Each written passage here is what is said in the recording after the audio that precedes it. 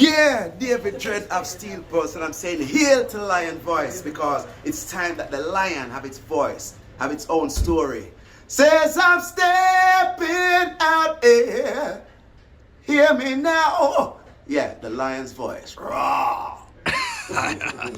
I'm Nana Farika.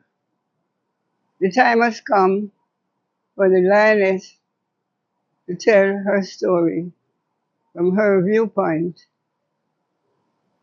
and tell the world who Queen Omega is. This is the lion's voice. When His Majesty was bestowed with the imperial vestment, you know what he did? He beckoned to the keeper of the royal treasury. And you know what the royal treasurer did? He came with 10 ounces of pure gold and placed it up on the altar. That was the emperor's offering to the church. So I was always looking at it, because enough time we have Bingi and quarrel about finances while we have Bingi. Me say the greatest and most sacred thing that happened on planet Earth was the coronation of His Majesty, you know. And you know what he did when his investiture took place? He summoned his royal treasurer. And the royal treasurer came with 10 ounces of gold. So before the coronation, him don't tell the treasurer, said, go in the coffers, you know, and bring out my 1/10, you know. And he gave his 1/10 to the church. So we are saying order is the balance of the spiritual and the material. Oh, come on now. This should not have happened. Because after the coronation, there were arguments in many quarters, you know. So it's like, when I set the tone now for black man rise. Oh dear, when I figure bow to a black king in Africa. This is a deadly blow to white supremacy. And the emperor stepped forward. And you know what he did? He read Psalm 101 aloud. Psalm 101. And if you want to find the research, go to David Talbot's book, The Silver Jubilee of Haile Selassie I. David Talbot, carrying the research on the coronation, said Psalm 101 was read by His Imperial Majesty, and that is why we enacted it into the opening psalms of the Nyahbinghi at the fire key. It's a commitment to order. I will sing of mercy and judgment. Unto thee, O Jah, will I sing. I will behave myself wisely in a perfect way. Oh, when wilt thou come unto me? I will walk in thine house with a perfect heart. I will set no wicked thing before mine eyes. I hate the work of them that turn aside, and it shall not cleave to I. A froward heart shall depart from I, and I will not know a wicked person. Whoso privily slandereth his neighbor, him will I cut off. He that hath a high look and a proud heart will I not suffer. Mine eye shall be upon the faithful of the land, that they may dwell with I. He that walketh in a perfect way, he shall serve I. He that worketh deceit shall not dwell in thy house, and he that telleth lies shall not tarry in my sight. I will early destroy all the wicked of the land, that I may cut off all the evildoers from the city of the Most High. Now, when I just imagine those words being said by the king, just received all this authority. I think he was saying to the nation, like an oath of allegiance, I will behave myself wisely in a perfect way.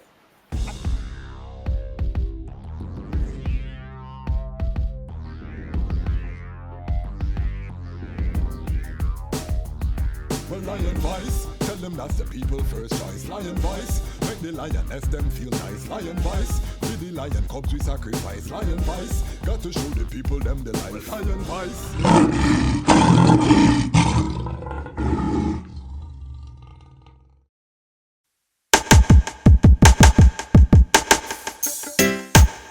Well, great is the Almighty, and greatly to be praised in the city of Haile Selassie I, the mountain of His holiness. Yeah, from Cape to Cairo, from Timbuktu to the Nile, you know, the whole entire continent. Beautiful for situation, the joy of the whole earth is Mount Zion, from Accra to Addis Ababa. Yes, it's a beautiful continent, better control, mama. Very beautiful. From Cape to Cairo, from Timbuktu to the Nile, I smile.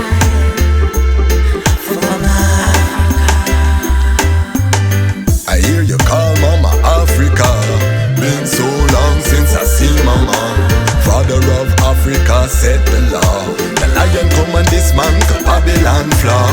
We gonna use solar energy, use sanitation to build the ecology. We utilizing green technology, we hailing Haile Selassie first.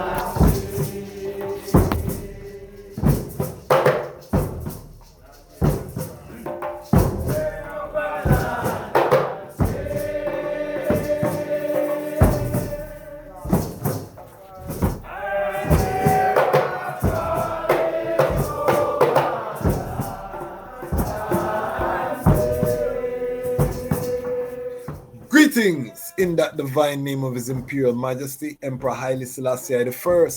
Glory and honor in the name of his chosen queen, Empress Waziri Menen.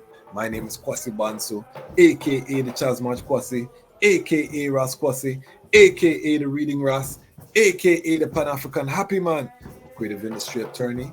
I'm an author, I'm an artist, I'm an actionist, and right now I am the host of Lion Talk. Welcome to Lion Talk and welcome to the Lion Voice Network, where the lions are telling our own story. It is Coronation Day. This is one of the biggest days in the liberty of Ras Tafari. We have Coronation, we have the birth of His Majesty as the two major Isla days within the liberty. So you know, if we are Ras Tafari Network, then this day is going to be a special day. Special day, special guest. We have one of, I would say, the greatest orator that we have in the liberty in terms of the stories of His Majesty. You know what I mean?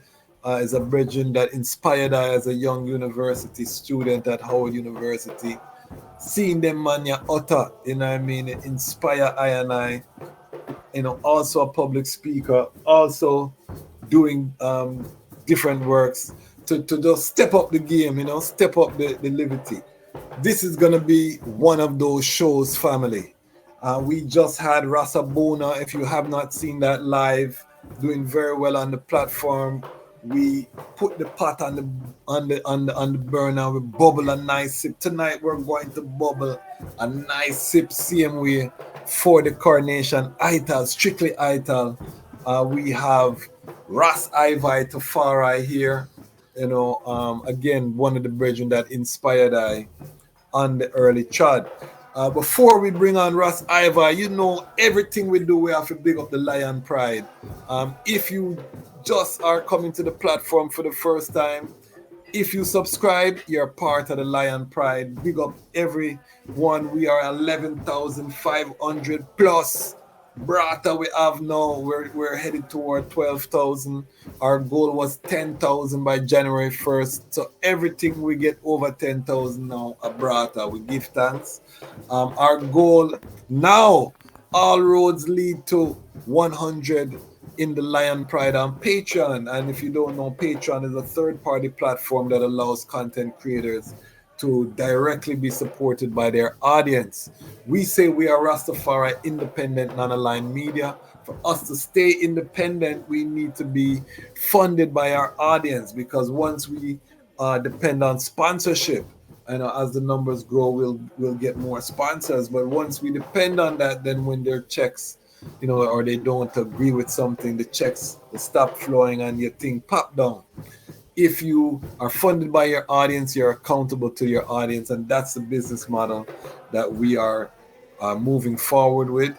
It's not easy. I've been advising people to go direct to consumer for years, and now that I'm trying to do it, I have nothing but respect for the creatives that make it work. We are here appealing, and you know what I mean, I know that times are hard, and you know it's hard for one to commit. So I'm talking to the core of this platform. We have a strong core of Lion Pride. If you get joy, you get value. Just consider investing $5 a month. If you buy a cup of coffee, you know, think of it as a cup of coffee for the month that you put into Rastafari independent, non-aligned media. We want to get people in at the $10 level. Again, that's, you know, any meal that you buy right now. If you live in North America, it's going to be over $10. That's one meal for the month, 30 days. Consider investing help us to grow the platform, help us to invest better cameras, be able to travel, be able to fund, productions, documentaries, blockbusters, animation, everything as it relates to our culture. We want to elevate how our culture is visualized, how we tell stories within the culture. And we have the network, and I hope that the item have seen we have over 800 plus pieces of content here on the platform. And we have all, Rastafari from all walks of life and the highest quality of reasoning here on the Lion Voice Network. And today it's going to be one such reasoning as we bring forward Ras Ivi Tafari. Big up all the Action Lion Pride, big up the Ubuntu Lion Pride, those who make the one-time contribution. You can do that on Cash App or Zelle. Anything above $50, you become part of the Ubuntu Lion Pride. And everyone who supports, so no matter how, watch and peep, if you just watch, big up yourself. If you peep, and the peepers are the ones who just come to see we pop down or to see we make a mistake or carry some news or look at controversy. Big up the people them same way. You're part of the ecosystem, so we big you up every program. Big up the whole ecosystem because the item are making it work and I'm seeing it sinking. If you are Lion Pride, just put down in the comments where you're watching from. This one is going to be a classic. It's going to be one of those ones that will live forever because the coronation, again, there's no one who tells the story like this brethren. So help I and I to welcome, without further ado, Ras Ivi Tafari. So, Lion Pride, I want to just welcome one of our Rastafari elders, Asian, who inspired on the trad. This is one of the brethren who, when I was a young university student, and I was listening to the elders. I loved the elders, how eloquent they were. But when I saw this younger Ras, and is a man who love citing sources, and as a scholar, I really love that because he might tell you which book him, and it was so inspiring to and I know so many other brethren who are also inspired by this brethren. So we're very honored to have him here right now. This is November 2nd. This will be going to the world. So this is how we're going to celebrate the Coronation Rastafari Independent Non-Aligned Media, is that we are going to do a deep dive into the coronation, the reasoning. These were the reasonings that the elders used to have, with chalice and, all night into the wee hours, and every man have them different facts. And these are the things that we are losing because of technology and the youth's them attention divided. So if we can bring these things here, to us, it's a great strength. To be able to provide a little slice of, as part of our tradition and heritage. So I just want to say welcome, Ras Ivi, second time on the platform. And I'm really excited about this one. The brethren will know how me work for that one, yeah. Yes, Yes, the jazz man. Ready? Yes, I. Yeah, man, give thanks. We give thanks to the moment. It's the eve of the grand coronation. But I know that months before today, ones were journeying from all distant provinces in Ethiopia.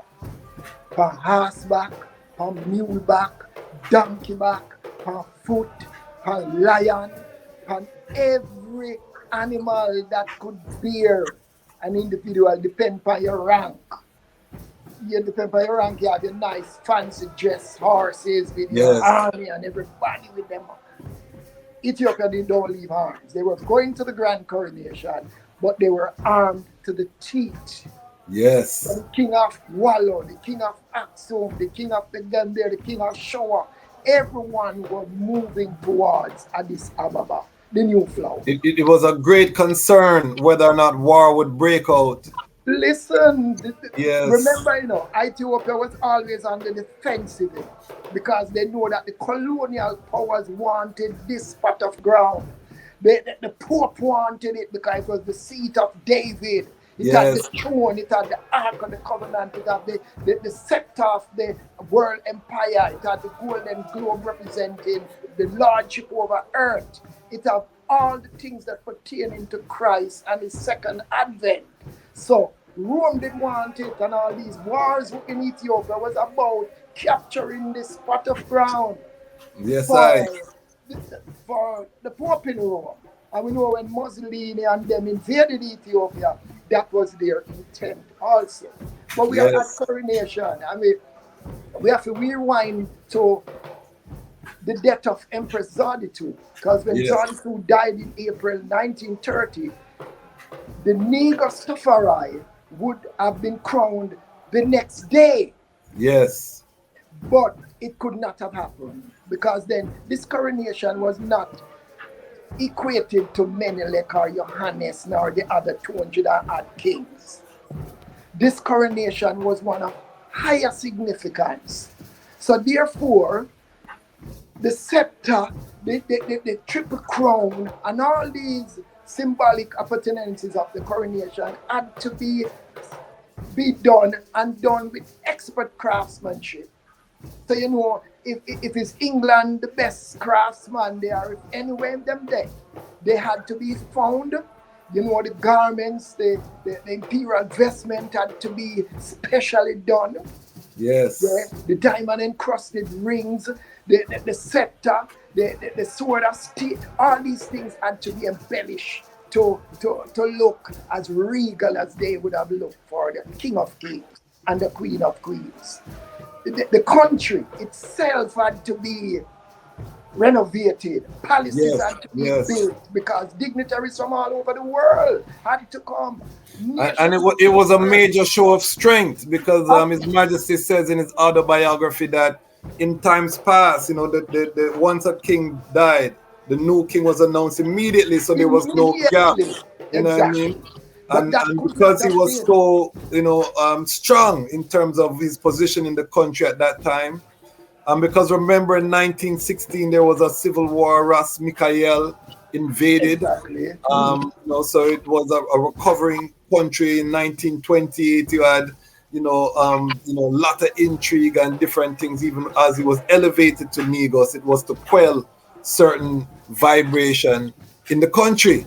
And remember, as regent plenipotentiary since 1916, he had traveled many parts of the earth and stamped his mark as a crown prince. Yes. Visited Europe, visited all these countries, and returning with a brilliant idea of modernization and all, continue with Menelik's role of getting Ethiopia up to speed. So he was known then, Tafari Makonnen, and sending invitations out had to be part of his crowning. So he sent out a total of 700 royal invitations. I want to stick a pin because I want the people to understand that in 1924, when you read the autobiography, you would see that when he made this tour of Europe, he had already started sending young Ethiopians abroad to study at various universities. Because when we talk about strategic thinking, Ras Ivi, and planning, Majesty, he was ahead of his time. As one writer said, he shaped rather than waited upon events. So he was preparing young Ethiopians for governance. He was preparing Ethiopia to be a part of governorship, whereby it's not only the king who rules, because he was now preparing now to a parliament, so he had to have these youths with the requisite knowledge. So as regent, he was on that road to ensure that happened. So the death of Zaditu, it took him exactly 7 months, from the 2nd of April up to the 2nd of November. And it was not coincident that it was All Souls Day on the Christian calendar that he was crowned, November 2nd. So all these times, palaces were built. As the writers would say, Addis Ababa, the capital was so embellished. It truly fitted the name Addis Ababa, the new flower. Haile. And the So, first paved road was put in at that time. exactly, royal and everything was, and the writers would tell you that the emperor-elect was seen even the day before on the road lifting a stone, helping the workers to ensure that the work was done.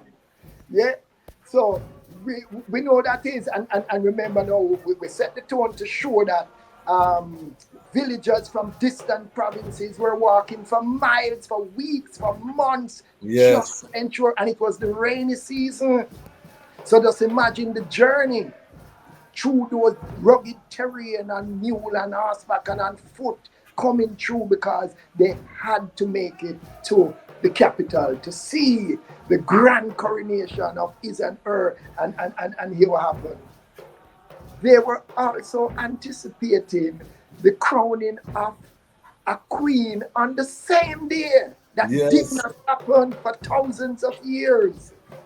So all was looking forward, the women of distant provinces and all were looking forward to see Walata Georgis, Empress Menen Asfa crowned on the day. That was Man. jubilation. Ones were Yeah, man. looking forward.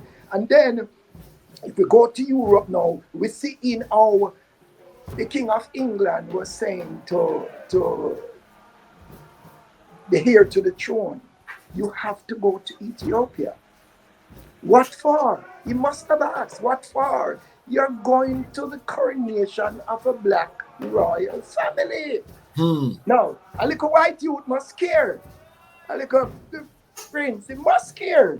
Of Going course. to Africa back then because their education had told them that Africans were savages and barbarians. Of course. Can you imagine Prince Eugene of Italy being told by Victor Emmanuel that he must go to Ethiopia to pay obeisance to a black king, a black queen, a And black this is before heads of state traveled, and this is traveled by boat and train. This is not airplane. That's fancy plane. A couple hours. It's hours and weeks to reach. And when you reach Djibouti, you have to travel by train for several hours again over rugged terrain, coming through countrysides to be at the grand coronation. These youths must have been saying, but Father, am I going to the country who defeated us in the Battle of Adwa? Those barbarians? Say, come on now, son, you must go. You're going to bring greetings from our family to the Davidic family. And he must have told these youths a reason. They have to tell them the right thing now, you know. That listen, this throne predates all the established thrones of Europe. You must go. It's not a question, my son. You must go. So Prince Eugene had to prepare. And with him had to be in security and him media following back. And Duke of Gloucester also had to have some serious bloodlines that were set down there. Of course, Kaya talk, that of Rome, that of the British monarchy, the House of Windsor, they all had to go. Yeah, Count Metaxas of Greece had to go, 1,000 from Germany, all these great Poland, Belgium, every one of them, you know, all the top medias of the world. National Geographic had to send their staff reporter. The Ministry of Information from USA, he also had to go because every country wanted a piece of this rare spectacle. So we have to fast forward. They were all now in Addis Ababa. 1st of November, everyone was there. The king was receiving the high dignitaries. The crown prince was receiving the other dignitaries as they come in at the train station. And on the 1st, you know, His Majesty did the honorable thing of honoring his predecessor, Emperor Menelik, by unveiling a monument in his honor. You know, so the king who is to be honored the following day took time out to honor his predecessor, Emperor Menelik, who set the tone for modernization in Ethiopia. And also he was on his war horse, so it was symbolic of the victory of Adwa. So he was letting them know that we still have that fire there. So, you know? So in the face of Europe, he honored the man who defeated the Italians at the Battle of Adwa. Yes. So, Coronation, Addis Ababa, ram, jam, pack, from corner to corner, every crevice of the capital was jam-packed. We can see it on these videos that for miles a throng gathering when the prophecy say unto him shall the gathering of the people be. We saw the tumultuous gathering, the tens of thousands of Ethiopian men, women, children, and as we say, ass back, donkey back, mule back, lion back, on foot. They were all here in Addis Ababa. The video show you man are bringing in bungla, sacramental herb, man are bringing in food, can come camp out for the coronation. Whole thing was 11 days. So man here, everyone come in. Now, you know, as it dawned now, preparations for the thing. But 2 weeks prior to, just imagine the clergy, every man was preparing. You have to get your best suit prepared, you know. Everyone had to be preparing, just like how the king had to have all the paraphernalia, the clergy had to be in their best attire. Everyone was prepared. The capital was beautiful, bedecked, as the writer says, never before. Yeah. And let us also let the people know by this time Ras Tafari is a legend in Ethiopia. You know, from he was a small child. This was a building, you know, the murmurs and thing, but because his bloodline wasn't supposed to sit on the throne. You know, they thought that Ras McCunnin had one of the weaker claims because it came through the female line. Yeah. So they never look at him as a threat in the early days, but this dude just keep on coming on top. Keep on climbing. Yes. Keep on climbing, you know, ascending with humility, with knowledge, with grace. You know, he was just there. And Menelik knew that he was the man. He was the prince, because Menelik knew that from age 7, when he was speaking to his French advisors in French at age 7, Menelik was astonished. And he would pull one of the French man aside and say, did he speak to you in your language and it was correct? And he said, oh yes, that boy is a fine boy. I mean, Menelik already did tell Makonnen, this young prince cannot stay in Harar. Send him to me in the palace. So he grew up in the palace of Emperor Menelik, and he was just not an ordinary child. And the writers would tell you that the young Tafari was born under a fortunate star. Yes. He was regarded as a prodigy, as a young child. Circumstances surrounding his childhood and attempt murder and all assassination, he foiled them all. Everything.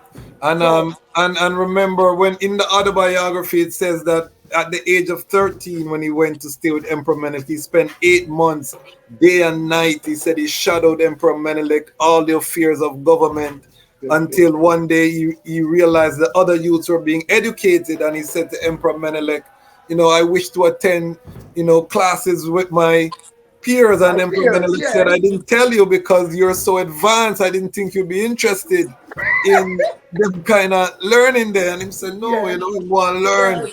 You know what I mean? And so he started learning with the princes, but he got advanced French because he already knew French. And so he had to get separate tutors, him and Ras Emaru.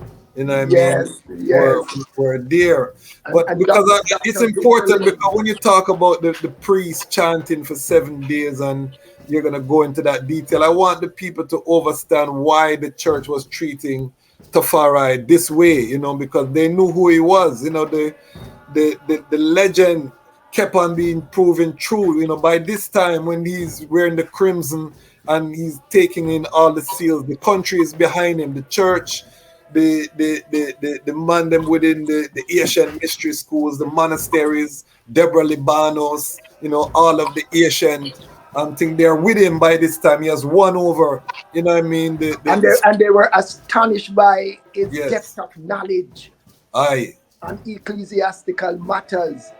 So the young child, he was a brilliant young prince. And being crowned, I mean, the Jasmak in his youth days until he became the regent, Ras, heir to the throne, Ras of Rases, judge of judges, Regent Plenipotentiary in 1916, 1928 became Negus, and then November now was slated for this grand coronation.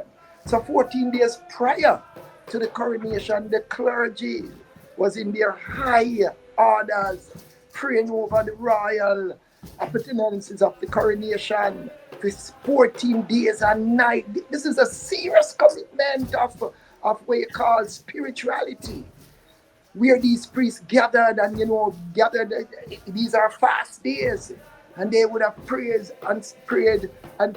unceasingly and chanted until the night of the 1st of November. That's the time now when they said the emperor and empress spent a night of prayer in the Holy of Holies. Now somebody will say, wait, so the empress did in that too? Of course.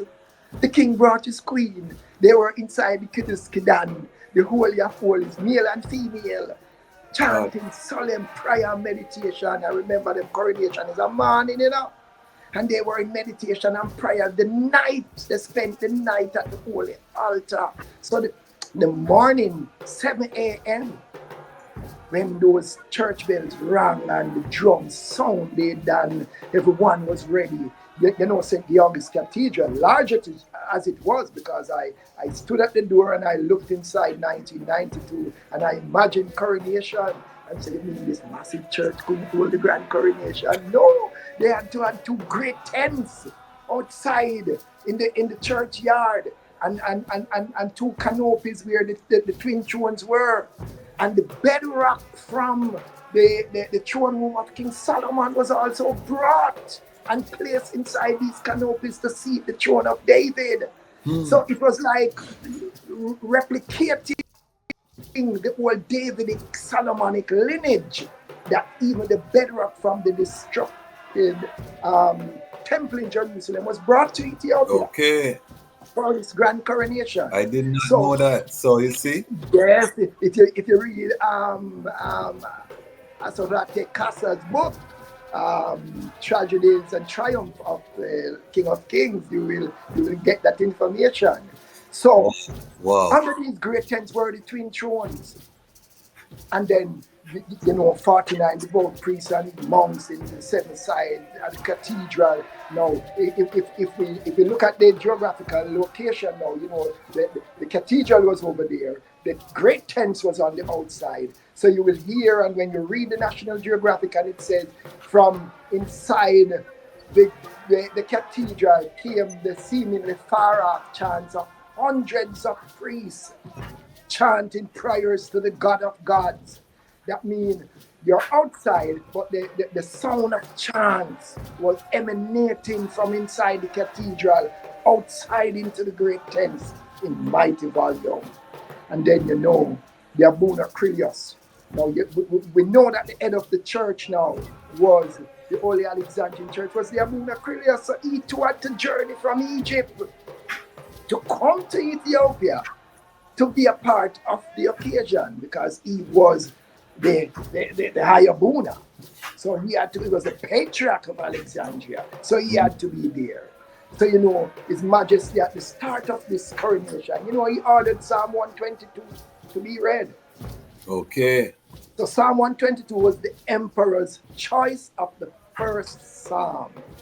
So what happened to the people who burn the Bible, Ras Ivi? How they going to feel when they hear this? If you are not knowledgeable of the grand coronation, step into Lion Talk. Talk about the grand coronation. This grand coronation was a biblical event. Well, this is why we should be careful. 14 days prior to, 49 devout priests, bishops, and monks are chant Psalms of David continuously in turn. This is not a simple thing. And we have to remember that this church, which had split, at the Council of Chalcedon, had prepared itself to anoint this king. This is, the crown had to be bestowed by this institution, which was preserving the true faith of Yeshua, fully human, fully divine. From how it was at the beginning of Nile Valley civilization, where we recognize the Almighty within man. So Psalm 122 was ordained by His Majesty. I was glad when they said unto I, come, let us go into the house of the living I, Ras Tafari. My feet should stand in thy gates, O Jerusalem. Jerusalem is built as a city that is compact together. Whether the tribes go up, the tribes of the Most High, to the testimony of it, to give thanks and praises unto the name of the living I. He said, Jah Rastafari. For here I said, thrones of judgment to judgment, thrones of the house of great David. We pray for the peace of Ethiopia. I and I shall prosper that love Jah. That was the first psalm that was read, that brought everyone on their feet. And then, when that happened, the Abuna, Krilios, would come forward. And the Abuna Krilios, the man who will officiate the whole thing now, because, he too went into the Bible and he read Psalm 72. So coronation was a biblical event. Give the king thy judgment, O Lord, and thy righteousness unto the king's son. That was Psalm 72. So we are asked once, the youth say, oh, they go read these Psalms and know that these were read at the grand coronation. And they would have been read in his language. They would have been chanted in the ancient. In the ancient days. Yes. Ancient days. So all Prince Eugenia and them boy who claim to them learn. They might hear a language where strange language. Yes, Yes, here is an independent people. Them speaking them own tongue. Yeah? Them have them own king, them own generals, them own, you better call them in Europe lords. We had Rasses. Yes. The Jazzmax. We had the lion mane armor. Rhino. Listen. Yes. And we must say this. How His Majesty skillfully seat them, because he had the organizers. If you're the king of Tigray, you sat beside Prince Yodini, or Prince Yodini sat right beside the king of Tigray. So when him looked to him left, him see a mighty lion beside him. If he look to him right, him see the king of Wallow. So His Majesty place that you have your rank, we have our rank too. Yes. He's a duke, I'm going to put another Ethiopian of rank right beside you. So His Majesty make them realize that you have your rank, we have our ranks too. Right. And from a more ancient kingdom. So that was how His Majesty carefully ordered that they be seated. Equally in rank, you're right beside my Ethiopian general. And a lot of these races were still the barefoot tradition. So they had their royal gears, but them barefoot. So them have the anciency. Yes, I. So the Abuna, Psalm 72, and then all the symbols were there. They were in a nice space with a nice altar covering, and then the keeper of the royal treasury would go forward and bring out the imperial vestment. The imperial vestment now was the first. The king came inside the great tent in his white silk communion robe, but then he had to be in his royal coronation robe. So, yes, Abuna Isaac brought forward the imperial vestment. And, prayers was tendered, the blessing of the Abuna Krilios. And then each symbol presented, this is something that we found out when we were doing our reenactment in Florida in 2005. Give thanks to our researcher, Dr. Jake Womiak, because, ones who had these videos hidden in secret vaults, it had reached the Smithsonian. And Dr. Omiak brought to us in Florida the night before we did the reenactment a copy of a tape that was in one of those vaults, and it had the grand coronation that was recorded. I was saying, wow, then you mean this grand coronation was recorded and these tapes are sitting in secret vaults, not unearthed, not shown to the world? Wow, this was a treasure for us to sit that night and to look at it. What I found out is that when 7 priests, like Abuna Isaac was coming with the vestment, he came along with 6 more bishops and priests with him. So it was in groups of 7. And they encircled the throne like a semicircle. So if you were sitting, like where Prince Adini and the others were sitting as international guests, you would not see, because there was a priestly curtain. These priests form a circle around the throne, a semicircle, and then one of them are two, the bishop and other. They were the one who was putting on the ancient regalia, the ancient vestment on His Majesty's coronation robe. So the eyes of men, you can't see when the king have put on him robe.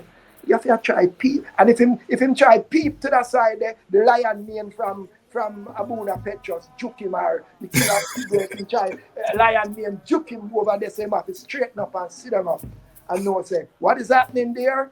It's a divine portion. You cannot see that part. Yes. When they completed that task and removed from the throne, then you would have seen the king in his highly full coronation robe, and can imagine him once say, "Ooh, beautiful as ever." The crimson. And with that, excerpts of Psalm 80 was read when he received his imperial vestment.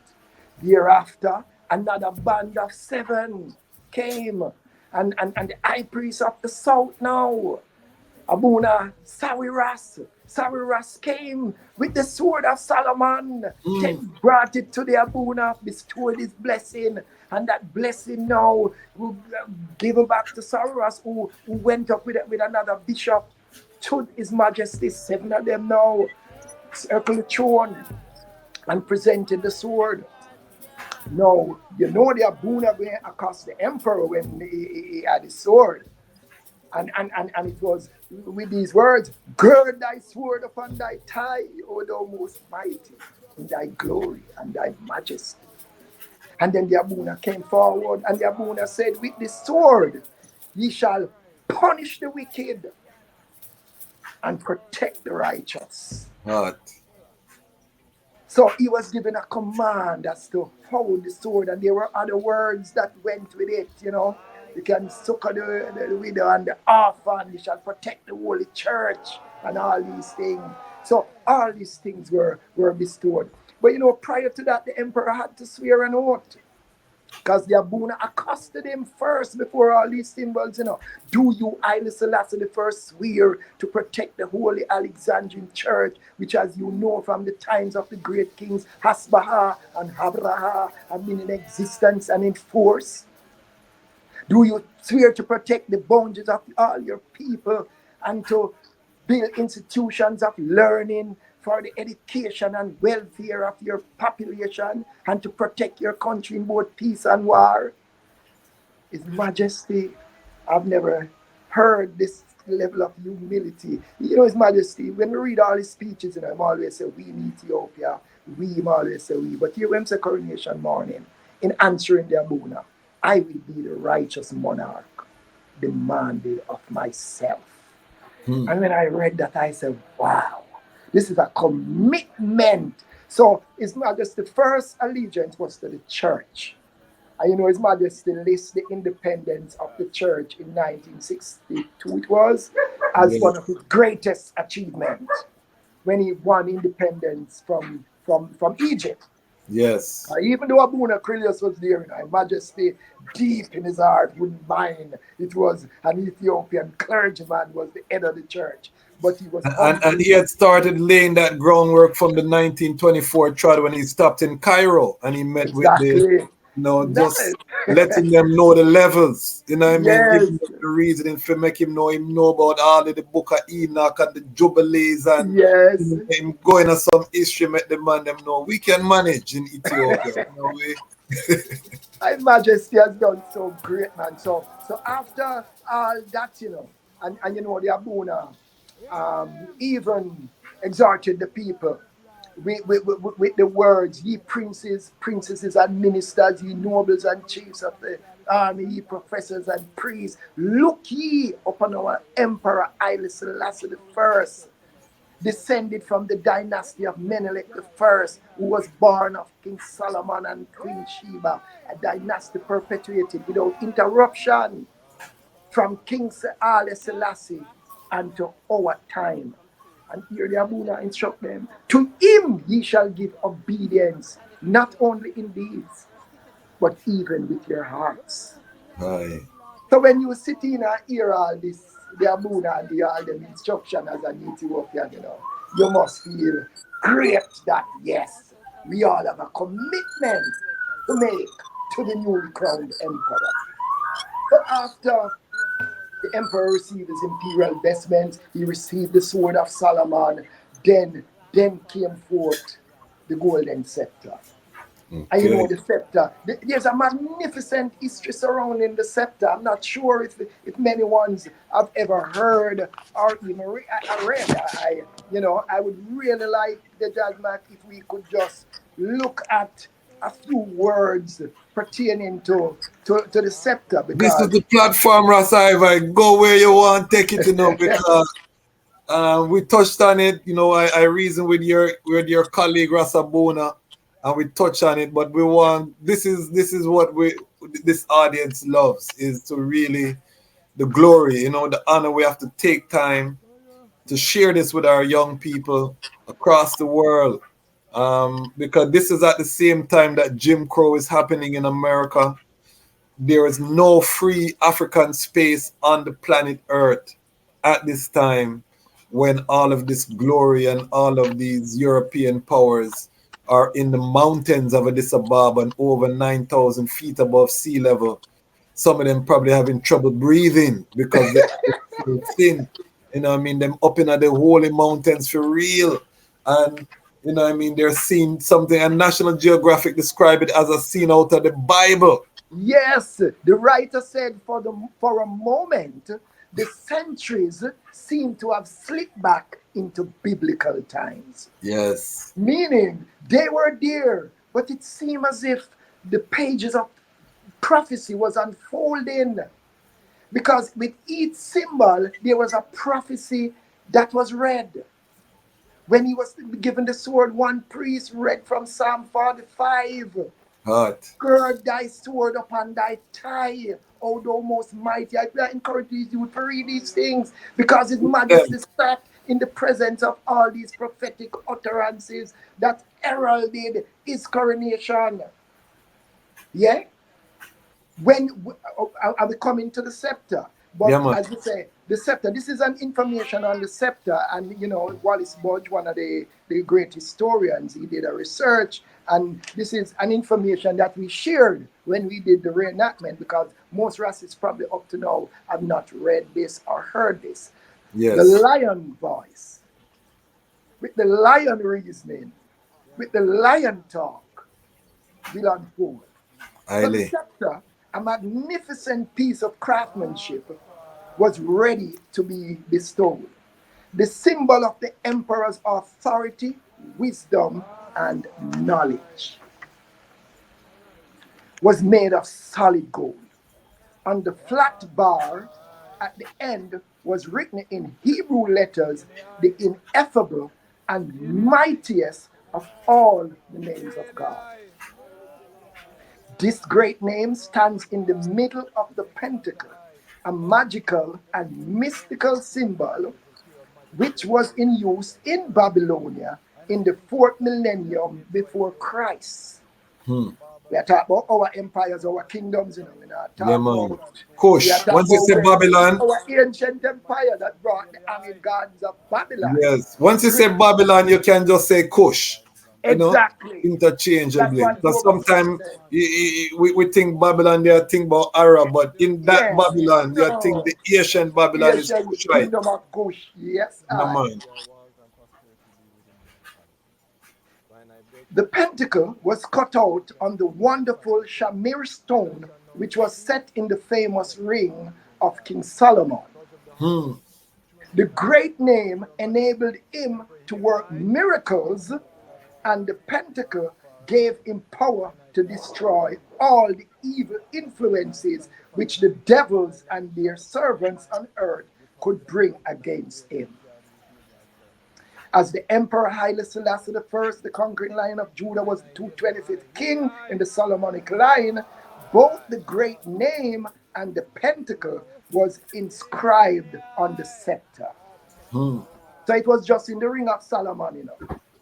But because he's the 225th, because the prophecy was that the 225th king will be the God king, the Christ Okay. return, the Okay. Senuma Idziabir, the Madlania Lamb, the Lion of Judah. Hmm. So you know his crowning would have to be different from all the other kings, not even Solomon in all his glory. So both the great name was inscribed on the scepter.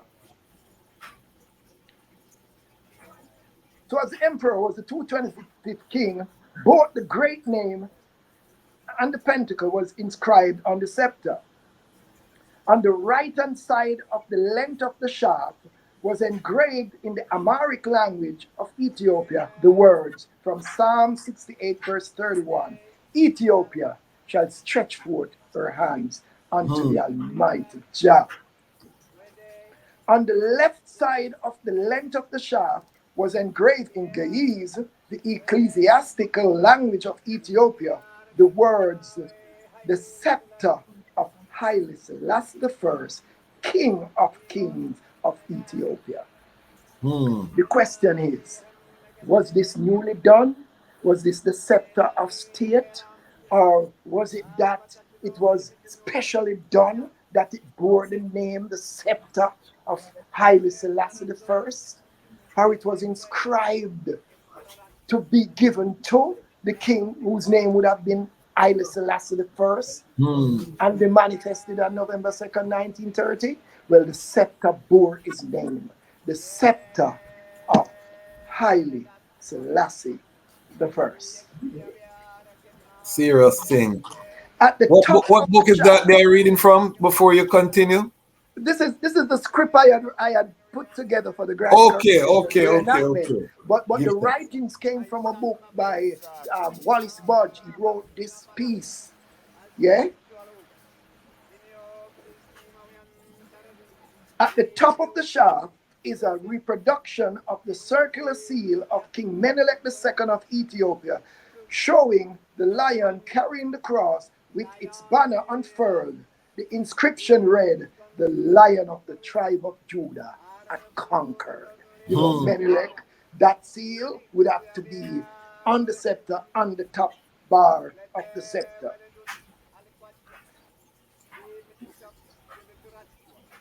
Befitting the authority of the King of Kings, the scepter befitting the authority of the King of Kings was brought by another priest to the Abuna for his blessings. So the Abuna brought the scepter now to Abuna Krilios for Abuna Krilios to pronounce his blessing. So each symbol was brought to the Abuna for his blessing, and then each symbol was tended with an anointing because they had Hmm. seven vials of ancient, 7 oils of ancient prescription. I know one of them was the oil of myrrh. I would think one of them would have been the oil of frankincense. I think one of them must have been the ganja oil. I was going to Yeah. say cannabis was part of the ancient oil.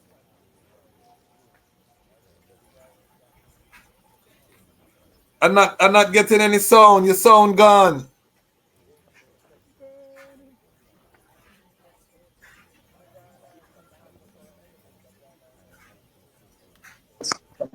Yes, so Yes. these Yes. You're symbols saying the ganja oil. was, yes, so the 7 oils, the only oil I can say from a position of knowledge reading was that the final oil was the oil of myrrh that was used just before the triple crown was placed on his head. So we need to do some research. We need to find out what the other oils were that anointed the king, because there were 7 ancient prescriptions. So the Abuna would have anointed the king after the blessing, and then the scepter was tendered. When the scepter was tendered, the choir burst out into a glorious chant. And it was from Psalm 45: Thy throne, O Jah, is forevermore, and the scepter of thy kingdom is a righteous scepter. Thou Yes. lovest righteousness and hated wickedness. So in each bestowal of a symbol, a prophecy was read, fulfilling what took place a while ago. Thy throne, oh God. Just imagine now, we are in St. George's, we are in the great tents, and we see a priest come and bow before the Emperor Haile Selassie I with a golden scepter in his hand, kneeling on his knees to say, Thy throne, O God, is forever and ever. The scepter of thy kingdom is a righteous scepter. What should I conceive in my mind? Is this not God? Is this not the priest bestowing the scepter of state upon the God of Ethiopia on the throne of David? So no Ras can tell Ras Ivi that coronation was not a biblical event. If you talk about the grand coronation of Haile Selassie I, if you refer to him as King of Kings, Lord of Lords, conquering Lion of Judah, you're talking about prophecy. That is And it. I say that without No, it's a reality, and we have to stand with the truth and the history, because these are inconvenient facts to a lot of ones who create this anti-biblical narrative. Yeah. Yes, let us kick away the European concepts from the Bible. I agree with that 1,000%. I am not a man that go and utter Jesus out of my mouth. I go and say Yeshua. But the history, Ethiopia stands as a ever-living symbol that this history was a true history, because without that, they would never get the victory. Once you say the Battle of Adwa, you were talking about the Solomonic throne, uniting that throne of that Christ tradition is what liberated Africa and kept Africa independent, coming down through the generation. That's just a historical fact. You know what I mean? So, and we can't discount what took place, what is facts, what is history. Coronation was a biblical event. Biblical, and, yes, and as we went, just fast tracking, because there's a lot of things to be said in a short time. When His Majesty was bestowed with the imperial vestment, you know what he did? He beckoned to the keeper of the royal treasury. And you know what the royal treasurer did? He came with 10 ounces of pure gold and placed it up on the altar. That was the emperor's offering to the church. So I was always looking at it, because enough time we have Bingi and quarrel about finances while we have Bingi. Me said the greatest and most sacred thing that happened on planet Earth was the coronation of His Majesty, you know. And you know what he did when his investiture took place? He summoned his royal treasurer. And the royal treasurer came with 10 ounces of gold. So before the coronation, him don't tell the treasurer, I said, go in there, coffers, and bring out my 1/10, And he gave his 1/10 to the church. Melchizedek order is the balance of the spiritual and the material. And it's Melchizedek order, because remember the ancient King Melchizedek who demanded 1/10. 1/10 of the spoils. Haile. So Abuna Michael came with the scepter and gave the command. And the king now sat back on his throne with the gold. So you know him have the sword. Him have investment on him coronation robe. Now him have the scepter of state now. The symbol of authority and power. And we say world power, because there's no other throne that predated his throne. So when him sit, all thrones fall down. All kings, just like England send them king, Italy send them, and all the greats of the world send their kings and their higher officers to bow down. So who is Haile Selassie I? He's the highest of the highest, been enthroned before nations of the world. And remember, this is a black royal family. Tell me a point in history when any European nation, whether that be under colonialism, bow to a black man, bow to a black woman, bow to a black prince. So this was unprecedented. This set the tone. You see all them like white supremacists, them get a terrible blow when this coronation took place. I have a theory, I have a theory that the Great Depression and all of the bank runs and everything were the people them afraid of what was going to happen when Tafari sit on the throne of David, that he was going to execute judgment on them, Because remember, the Great Depression started 1930, Yeah. So I have my theory. I can't prove it yet, but I'm sure that all of the money people take them money, them start prepare, because them sister Tafari go sit on the throne of David and he declares They were afraid, and then 5 years later, the attack came. The beast shall make war. But look, this king was not only just crowned, but the highest of Europe had to go to Addis Ababa to bow. To bow. That's the bitter pill they had to swallow, Yes. You mean our monarchy had to go and bow before a black family?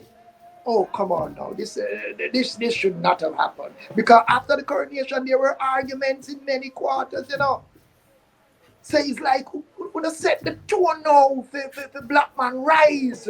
Oh dear, we're going to bow to a black king in Africa. This is a deadly blow to white supremacy. But then after the scepter was tendered, then another ancient priest took from the royal treasure now the golden globe of the earth. Now we see them here some false images of a blonde-haired guy with crown and robe and scepter and golden globe and all these things. Like them are ape what was a fact in Ethiopia with a black king in Haile Selassie I.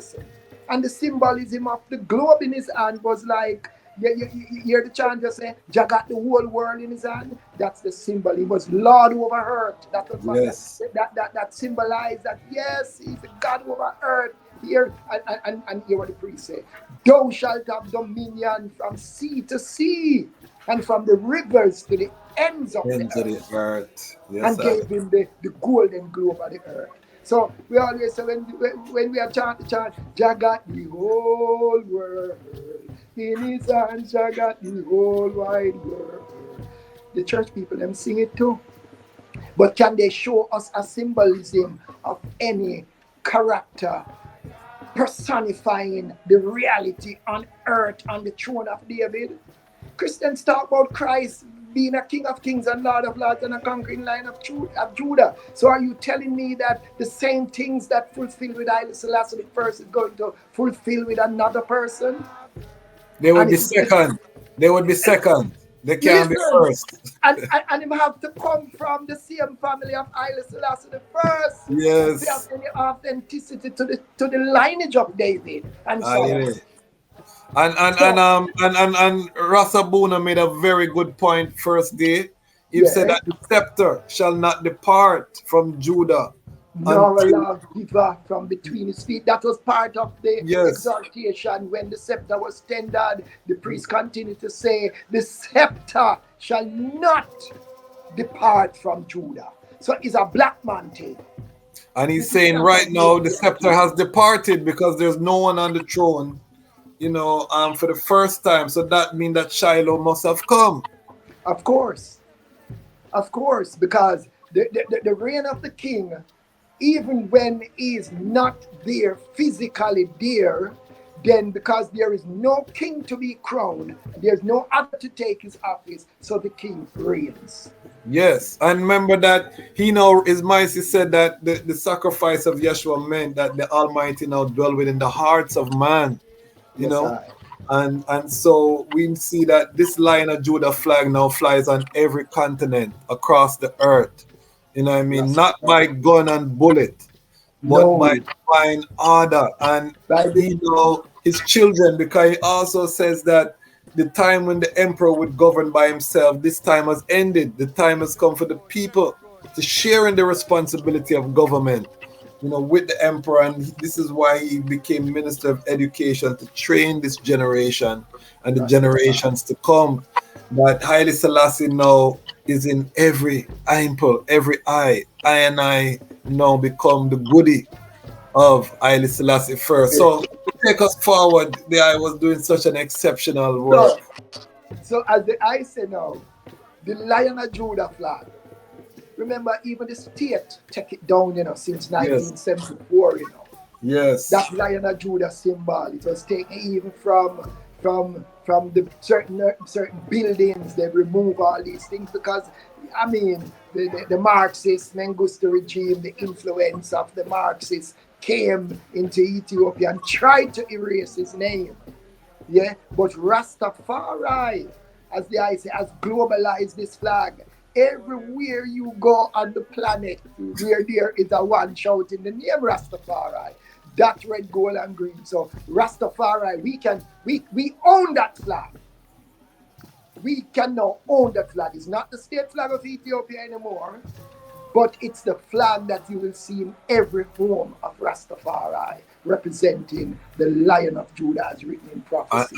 And the domain of his kingdom, there shall be no ending. You know what I mean? When you hear No the prophecy, end. So we no. continue the kingdom of the Almighty. Yes, in I flesh. So the symbols are being tendered, and we are down now to the fifth symbol now, the rings. Now, the emperor received 2 rings, 2 diamond encrusted rings, yeah? Then you have Abuna Abraham and the abbot of Matula. They would come forward, take these 2 rings. They place one on the right hand of the emperor. They say it was a symbol of his devotion to the divine or his earthly glory. One on his left, another encrusted ring placed by Abuna Abraham. It was a symbol of his heavenly glory. So 2 rings he received, one on the left, one on the right. And after all that was tendered, after his anointing, then Abuna Petros. Whenever I call that name Abuna Petros, you know, I learned about Abuna Petros when the Italians stabbed him in his back during the Mussolini War. Because he had defied them so many times. He was like a mystic man. They waited until he was in prayer. And an Italian by the name of Gallini stabbed him in his back with a dagger. Abuna Petros was at the Grand Coronation. And Abuna Petros, he tendered the 2 lances. Okay. And he summoned the master of the king's horses and these 2 lances. So that is the 6th symbol. So you know, after that is a moment of chant and all the great chant. Psalm 44, Psalm 45, these were sung, you know, these chants were chanted. And even in the coronation reenactment, we were saying, then we will get the melody for Psalm 44. We have to look at Psalm 44 and put it in a chart because we want to make this coronation reenactment real. I was flying from Florida to New York. And upon the wings of the wind, I was just looking out in the clouds. And you know, there was a melody. I was looking at Psalm 44 in the Bible too. And that melody came. So we chanted this chant, Psalm 44, excerpt of it, into a nice chant that I know the community will embrace fully one day. Once I've had it, because enough ones have seen it on the reenactment tape. Yes, and we have put it on a booklet this year. By tomorrow, I should have the melody. I can send it out to ones because we must chant it whenever we celebrate the coronation, because it took place 1930. And we have to have the frankincense and myrrh too. Yeah, man. Because without frankincense and myrrh, there's no spiritual gathering nor social gathering in Ethiopia. We in Jamaica is when we hear man about frankincense and myrrh. No, the man they run some dopey, you know, brother. We always associate frankincense and myrrh with some dopey spirit thing. But when I went to Ethiopia, there was no home, there was no church of orthodoxy where frankincense and myrrh did not fumigate the tabernacle and the home. We saw it at the Grand Coronation. There were priests waving the censer. The first time we brought it at the tabernacle at Pittsford was in 1997 when we did the first reenactment. If we bring strange incense in at the tabernacle other than ganja, wasn't an easy ordeal. Among these great elders, you know, traditional lines where you can't bring nothing too strange to them as a young man. But I had the honor of reasoning with the hierarchy, just as His Majesty wanted to have Her Majesty crowned on the day of his coronation. But you think him could have just said to happen so? When for thousands of years it never happened? It's not a bully thing. It's not a bullyism. Make we leave that part to when we draw near it. All right. So we're going to stay right now when these psalms were chanted and all the things were happening, and it was time now for the Triple Crown. Before the Triple Crown, now he had to be anointed. Now the final vial, the final oil of anointing, which I said earlier in the book, triumphs and tragedies, I got the info that it was the oil of myrrh. And I take it that's an Ethiopian as Rate Kasa did his research well and brought this information to us. The oil of myrrh was used, but when this vial was opened and Abuna Crilius anointed the head of the emperor, he said these words: as Samuel anointed David, as Nathan and Zadok anointed Solomon, I anoint you, Haile Selassie I, with this most precious and sacred oil. Now, when I read them history, Ras Tafari, remember this is the grand coronation, The Abuna went back to the anointing of David. He fast forward to the anointing of Solomon. And look how many kings him skip. 220 odd coming to the crowning, the anointing of Haile Selassie I. 3 kings was mentioned: David, Solomon, Haile Selassie. I always ask the clergymen, why you talk about Solomon? You talk about David. Why not Emperor Haile Selassie I? Is he not a member of that imperial royal lineage? Did he not receive the triple crown? Did he not sit on the throne of David? Did he not receive all the 7 symbols of the coronation? If you are talking about anything to do with Christ and Christ's return on the throne, you have to remember Haile Selassie I. The blood of Christ flowing in his veins, and we are talking about the black man. So when the Abuna said those words, another priest read from Psalm 20. And we actually you them read them Psalms there. This was read when he was anointed. We're going to do a reading list. We have to do a coronation reading list and put it out with all of the Psalms and different the ones I will assist. I want to track with Lion Voice because the info is here now. Now, can you imagine when the high priest of Aksum came now with the triple crown and handed it to the Abuna? The blessing of the coronation now was in its final moment. It's like everyone sit on the edge of them seat now. Because when that triple crown was unfolded, and to naked eyes on one seat, with all the jewels that were on it, it was a magnificent piece of craftsmanship.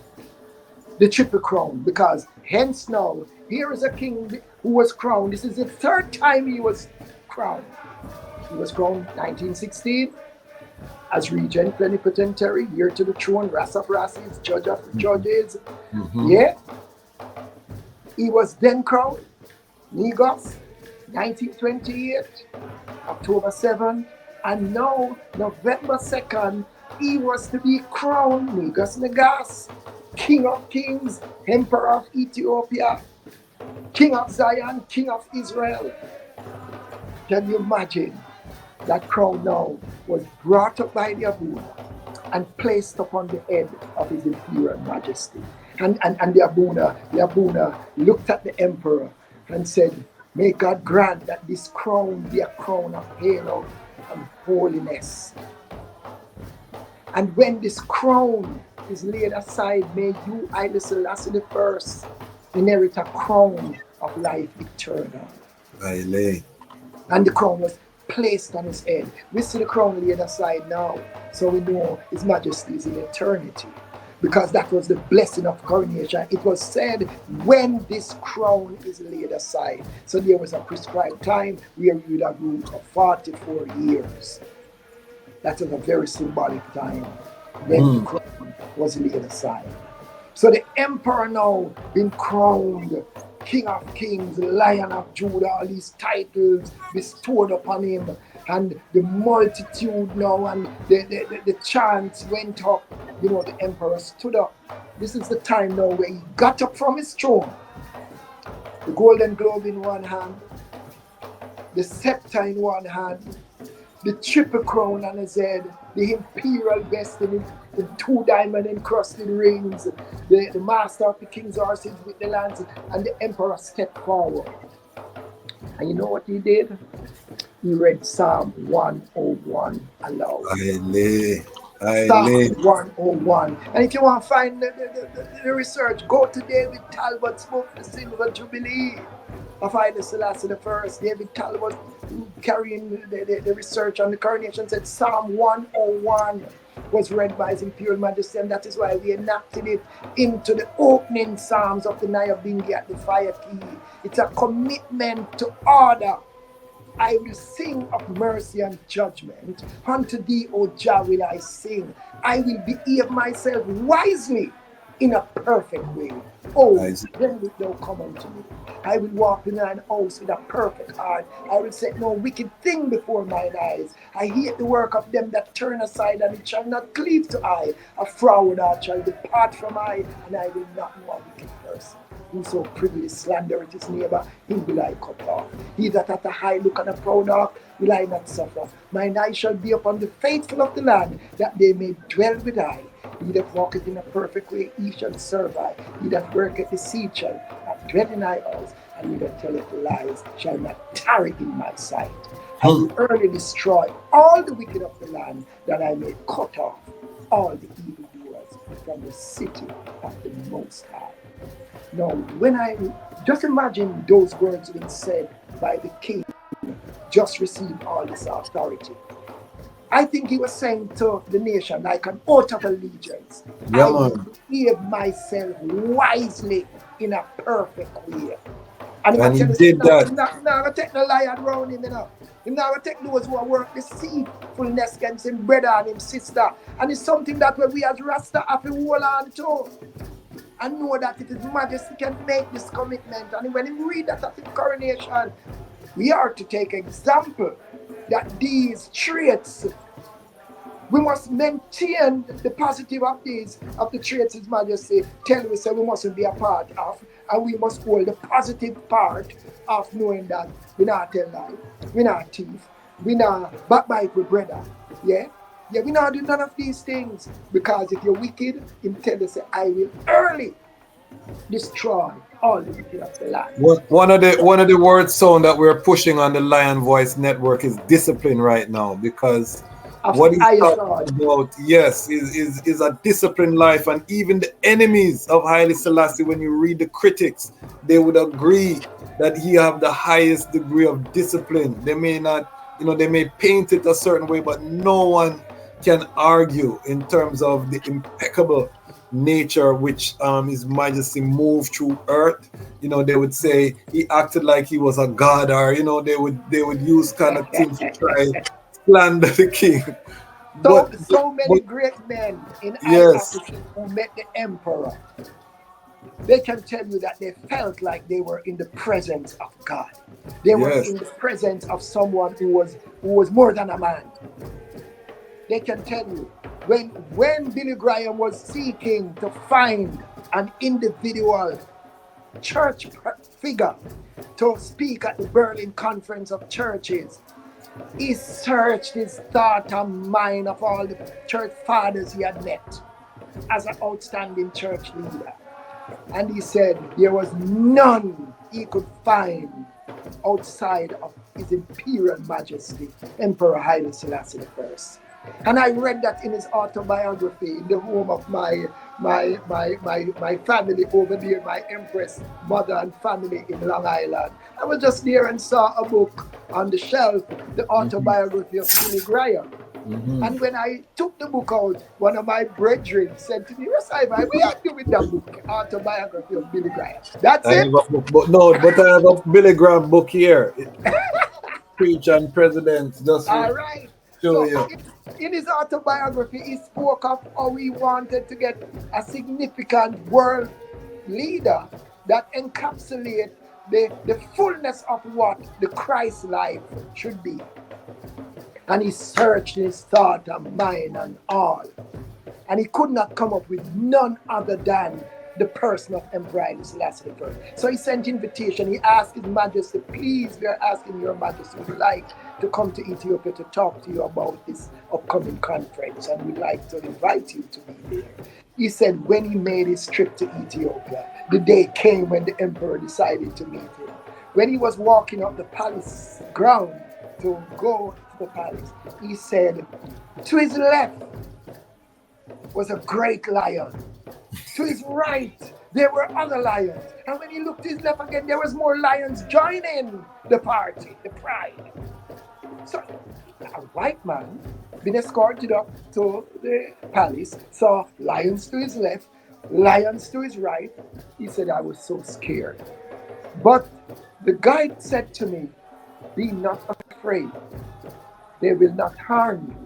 Because the lions were just coming. And not tell me, even we as Rasta, we go to palace and we just used to, if we see one little pit bull or one little mongrel and we want to grab a stone.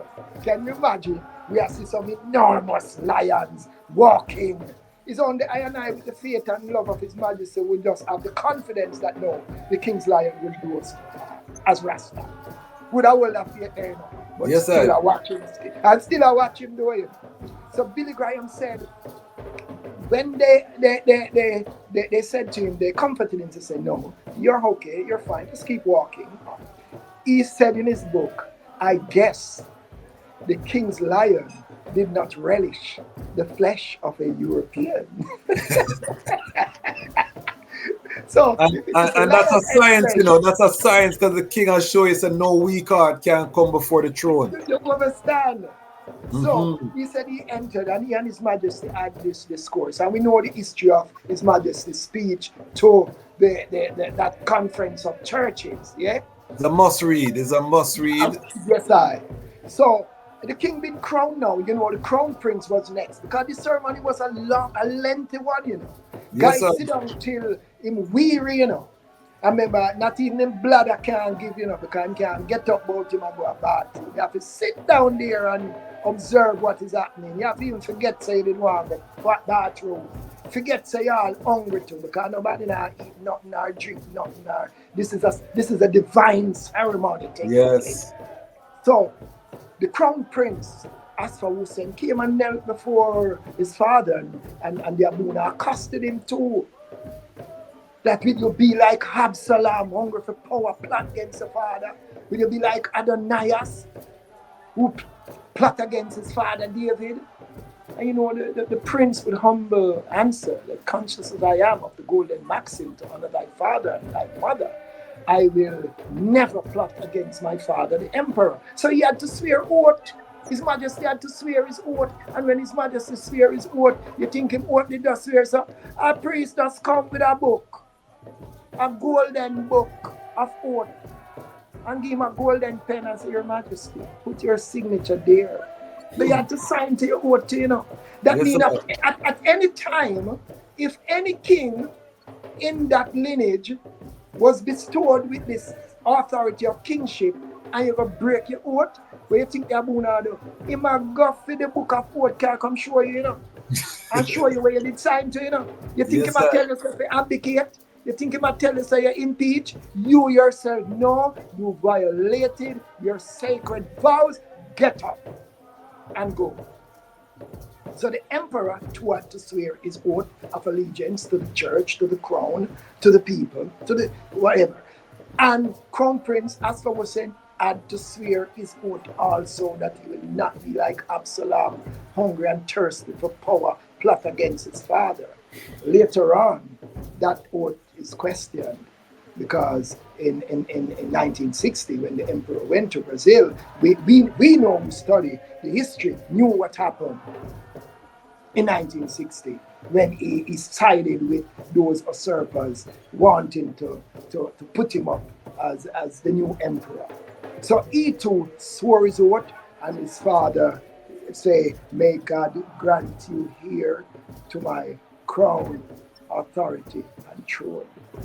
So the prince was crowned. Then, you know, after that now is nullation now, you know, because we are still coming from inside the ancient cathedral to the great tent. Walata Georgis. Haile. Walata Georgis with all the virgins her companion. And if you read Psalm 45, she was brought before the king in raiment of fine needlework, the virgins her companion. The whole section from Walla mash up, you know. Listen to me now. The province of Walla stood out. I mean, I tell you, say, if they were allowed to fire them rifles at the time, you know, those women would have fired their rifles, but it was not the order that the rifles should fire, but the revelation rippled Yes. the miles. The women of Ethiopia rejoiced. This was the first time now a woman, a queen, was to be crowned on the same day of the emperor's coronation. So that was joy for the women of Ethiopia. So the virgins, her companion, you know, they would have brought her nice trail garment up to the throne. She went up, she went and made obeisance to the king, made obeisance to her husband. And then she went, sat back on her throne, regal as ever, beautiful as ever. Can you imagine? She was pregnant then. Yes. Trinity. She was pregnant then, so that was really a triune sitting on the throne because Prince Haile Selassie was in the womb. Yes. And Very she was important. there as That crimson coronation picture is a Trinity. I trip. Trinity, I trip.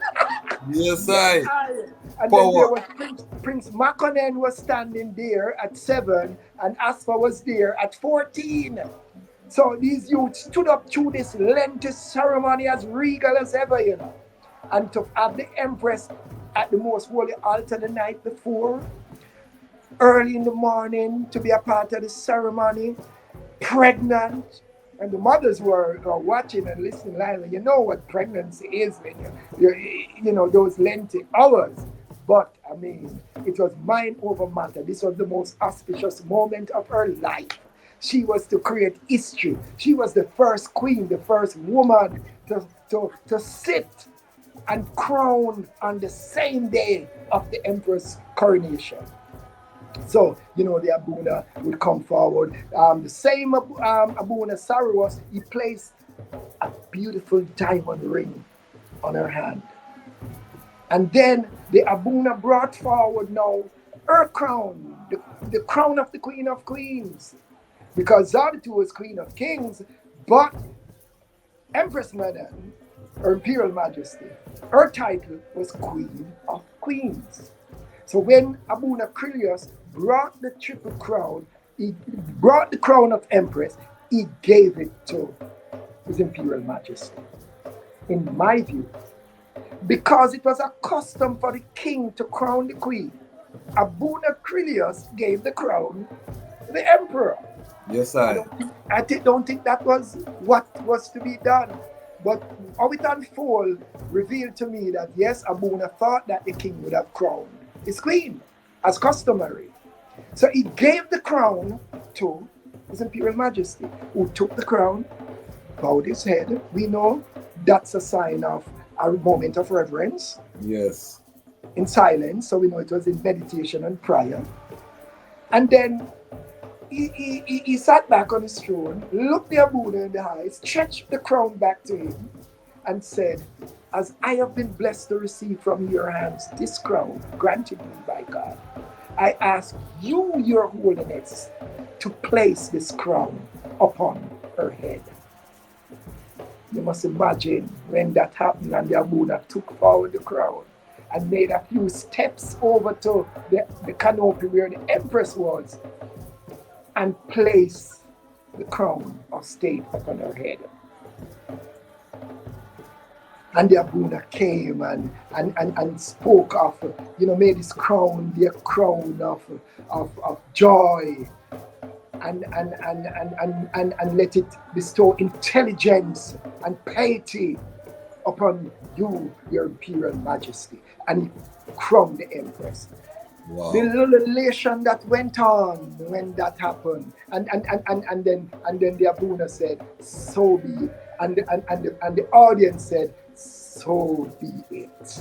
So the king, the queen, the prince, a black royal family was just crowned. So at that time now, it's actually sealing up. It's the three triune crown took place. The king, the queen, the prince had his coronet, the emperor's triple crown, the queen of queens thus crowned.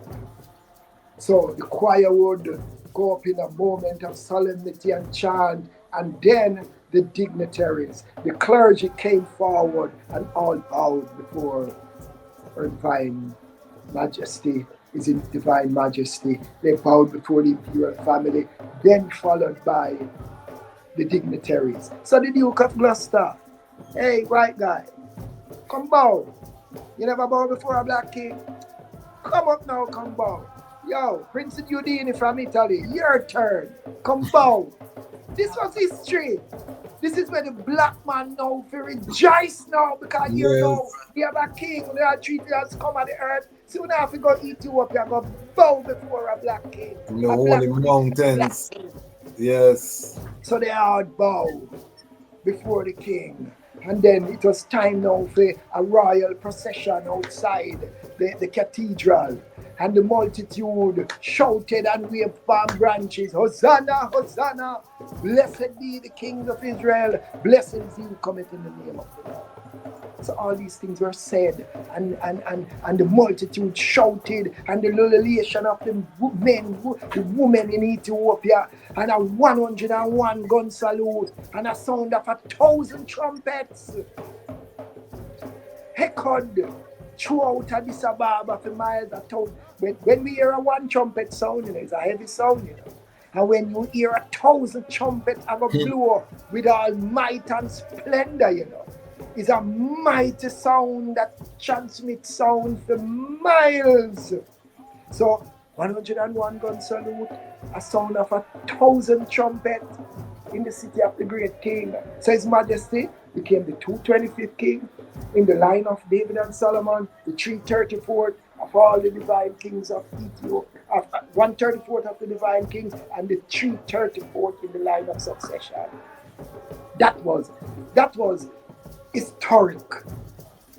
That coronation, I mean, that said the jets that flew over Addis Ababa, it's like it was deafening.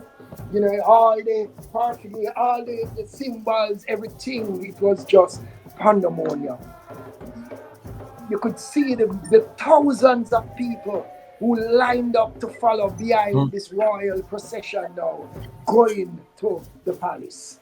So, November 2nd, 1930, All Souls Day, a special day in the history of the world. For the black man, it was one of the most glorious era in the history of the black man, where nations had to come to Africa to bow before a black royal family. To me, to Ras Ivi, and to all of us, we should see coronation as the event that concretized, that cemented, that strengthened our resolve of our ancients to recognize that, yes, the black man king crown, yes, the Lion of Judah, the prophecy has been fulfilled. Behold, the days cometh, saith the Lord, I will rise unto David a righteous branch, and a king shall reign and prosper, and shall execute judgment and justice in the earth. If you ask me, judgment and justice was executed at the League of Nations. Judgment and justice was executed at the UN, and if the UN don't watch itself, when His Majesty warned them in 1945 that we are here to build on the ashes of the League of Nations, the League failed because it failed to listen my plea before this August body. So, you see the UN now, them better watch themselves because we see them make several mistakes, not dealing with the rights. I've been saying that, Ras Ivi, that 1963 speech that Bob Marley turned into a song is a warning in that speech, Of course. And the UN has failed on all accounts, by an objective measure, because we're watching the world descending to war. We're watching His Majesty wanted to expand the Security Council. The whole movement for disarmament has been derailed. We're getting back into a nuclear arms race. All of these things that His Majesty told the nations, if we go down this way. But he did say that we Africans will fight. If we find it necessary. And we know we shall win. We are don't have no arms, We Yes. know we shall win because we are confident in the inevitable victory of good over evil. Good We are over seeing the evil. UN making too much mistake. Remember one time when them say when a council went into Iraq and said, you know, so we're not seeing no weapon of no mass destruction, and the guy up there said, listen, get out of there, because we come in with shock and awe. So them can Yes. run a UN body out of a country to carry out them evil. So the UN, and we see what is happening from October 7th last year till now. We see a people being in a bad Televised. situation in the Middle East, and it's like there's no Televised. world body that will stand up for justice. They must be careful that the words that His Majesty spoke at the League don't manifest on the United Nations, because He warned them that they were building on the ashes of their predecessor. But remember, Ras Ivi, that there's a portion in Revelation when John said he couldn't write it, because it's so dreadful. And remember, Matthew 24 is when you see Jerusalem surrounded by armies, Then know you know that the time of destruction is nigh. Him it's say, that you time. in Judea, flee to the hills. Yes, I. Don't go to the cities. These are things that we have been instructed. So I'm telling my Rastafari family, we should be in a preparation mode right now, because the institutions of government have failed. So there's a different judgment that is coming. But this is also our time to build the alternative. While Babylon collapses, I have been blessed, with the vision to build that heavenly city descending from the heavens that shall emerge. And some of our plans won't be televised. We may No. have to have retreats, and we may have to Yes. plan our plan of action, because we know that the time is drawing nigh. But the coronation of His Majesty now, it empowered him now with the supreme authority as ruler of Ethiopia. With that supreme authority now, you don't have to ask Empress Zadi to no longer for a stamp of approval. He had the stamp of approval. He had maximum authority. But with all that authority, what did he do in his first year reign as emperor? He instituted a parliament. He shared power Constitution with his people. of his own volition, Gave and them a his constitution. advisors said he was crazy to course. give a constitution when he could rule by decree. Exactly. The other thing that we don't talk about, Ras Ivi, is leading up to the coronation, he withdrew his money from the bank in America, and he purchased the Bank of Egypt, which was established in Ethiopia, and nationalized it to create the Bank of Ethiopia, so that Ethiopia would have its own sovereign bank. So that was done with His Majesty's own personal wealth. So I don't want I as Rastafari to feel like this is a poverty trad. What I mean? We are supposed that poverty is a badge of honor. We are a royal line, and I'm glad that I touch on the 10 ounces of gold, solid gold. In a sacred ceremony. In a sacred ceremony. We would have said, nah man, put the money aside, man. We are the righteous king, the majesty. After he was invested with his coronation robe, he summoned the keeper of the royal treasury to place 10 ounces of gold. He gave his offering, which is saying to us, while we're praying, don't forget that we have to take care of the welfare of the church, of the family. Yes.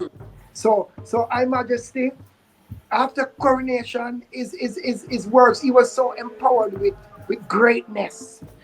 Yeah. As you said, the constitution that he gave, it wasn't, they said constitution, some countries is like it have to be enforced on you to have a constitution. No, it was by his own thought and action he instituted a constitution. And a constitution taking power from himself. Which man I relieve himself from power and authority. I will have done up myself and King Kong up myself. No, His Majesty gave the country a constitution. So listen, once upon a time we usually rule by traditional laws. No, we now will set a constitution. We will have written laws, written codes. We will share power with the people. So yeah, you had the Ministry of Construction, you had the Ministry of Housing, you Yo, you are the Ministry of Education. Let him take Ministry of Education itself. Most of these leaders love finance ministry, you know. They love Yeah, finance yes. ministry. They would have take the Minister of Finance, but what His Majesty took. Ministry of Education, he was the Minister of and that was one of the hardest tasks because actually out of 25 million at the time, most were not literate Yes. to modern standards. So His Majesty had a tremendous task now because he said his first duty was to educate his illiterate millions. Set So the captives free. schools, yes, him start build schools and all these things and hospitals and factories and dams and all the great things. And you know, being empowered that way now and start look on the continent and see that the continent checkerboarded with all some artificial boundaries, everybody, everywhere in Europe and piece of Africa. That was distasteful in his eyes. And him start now rally now as to how can I help now as an independent sovereign to liberate my continent. So His Majesty not just did have a government on his shoulders, as Isaiah 9 verse 6 did say, you know, that the government shall be upon his shoulder. Unto us a child is born, a son is given, and the government shall be on his shoulder, and his name shall be called Wonderful Counselor, the Mighty God, the Ever-Living Father, and the Prince of Peace.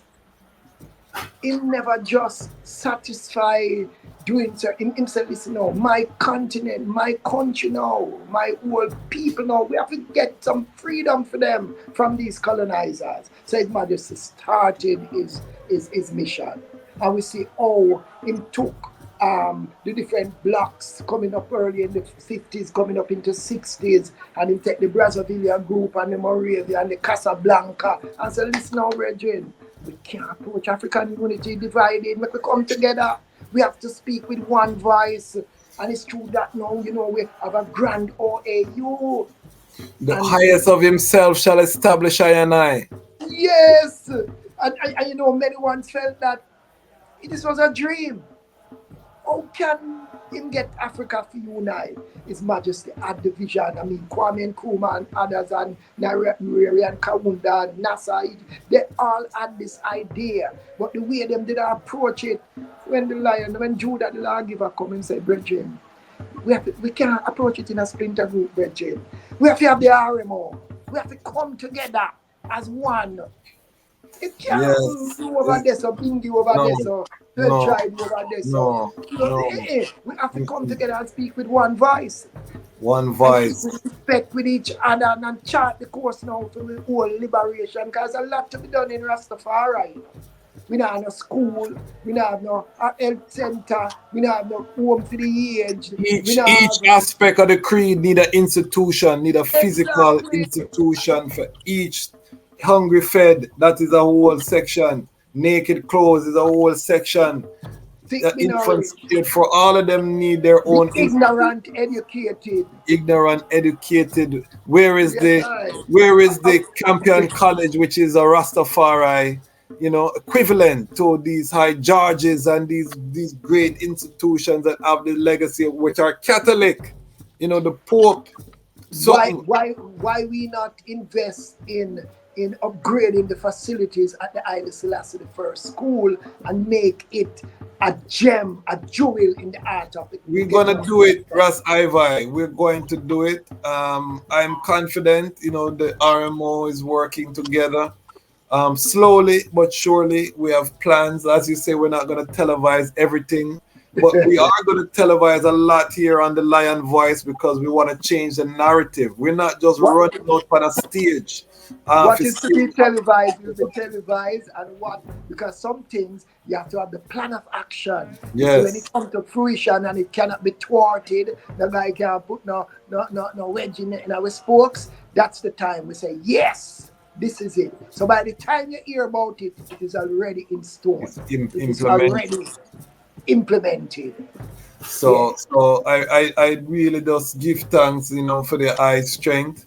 As I said, there is an inspiration to many brethren. I know it has not been an easy road for the eye. You know, I mean, still on the battlefield, but just know that the eye oration, when it come on to the history, to I is second to none. You know what I mean? And I tell the I that. And I want just make the I know that it's appreciate love. This is the I home. The Lion Voice Network is the I home. So anything that the I want, you know, I know that I have the chance to see these, the different thing that the I want promote. This stamp here is made by the brethren and the item who know I know that I always have on Ras Ivi I creation. creation, you know, as an original Bingy man. This is how Yes. we come up. You know what I mean? I mean, just stick to that because we love them. We have so Yes, many. I sir. need to get some new ones too. You know what I mean? Yes. In due season. But the item we see I with this from from university days till now. No, And give I thanks. Give really, thanks to the support Rastafari yeah, because man. every The time eyes are gem. you wear one of these creations, it's like my joy is I am promoting Haile Selassie the first and all these Rastafari symbols. I once wore a hat at a One Love concert that TNT put on in Jamaica, Jameson Beach, and a white guy from Europe look at my hat and say, "Oh, that's Haile Selassie when he was at the League of Nations." I said, "What? You know that picture?" He said, "Oh yes, that famous picture with that belt. Oh, that was when the emperor addressed the league." I was moved to find a European just looking at my crown like he's looking at yours now with that coronation portrait and could recognize it's the crown, it's the crowning moment of Haile Selassie. This white guy recognized that the image I had on the hat was His Majesty's appearance at the league. And we went into a discussion on what took place at the league. And you know, we sat and we talked about our Czechoslovakian shot himself in the Yes. gallery at the League of Nations. Because when he saw the injustice of the League of Nations, this Czechoslovakian felt that I should no longer live in this world. And he put the gun to his head and he killed himself. These don't make big fancy headlines, and we don't reiterate these facts that you can understand. That in the interest of justice, a European killed himself because he said, "How could they do this? How could they support Mussolini?" And that is why the president of Mexico, when we went there this year, for Yes. the 70th anniversary of His Majesty's visit to Mexico, we saluted President Cardenas because he sent his envoy to the League.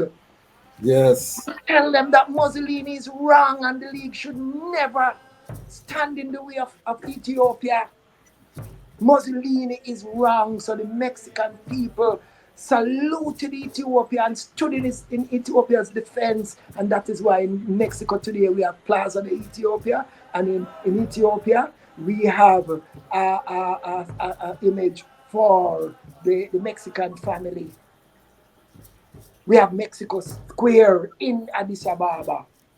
So His Majesty's rule in the earth and things that was done, you know, like the 70th anniversary, you know, and His Majesty's presence at the league, and when it's been a reason with this white lie. We also mentioned that there was a woman who advised all the women of the world who were still in childbearing age to desist from having any more children.